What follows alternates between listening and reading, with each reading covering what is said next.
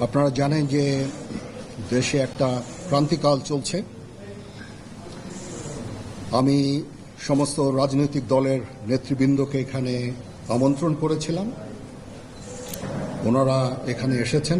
আমরা একটা সুন্দর আলোচনা করেছি। সেখানে আমরা সিদ্ধান্ত নিয়েছি যে একটা ইন্টারিম গভর্নমেন্ট আমরা ফর্ম করব এবং ইন্টারিম গভর্নমেন্টের মাধ্যমে এদেশের সমস্ত কার্যকলাপ চলবে। আমরা এখন মহামান্য রাষ্ট্রপতির কাছে যাব যে এই ইন্টারিম গভর্নমেন্ট ফর্মের ব্যাপারে ওনার সাথে আলাপ আলোচনা করে আমরা একটা ইন্টারিম গভর্নমেন্ট ফর্ম করে দেশ পরিচালনা করব।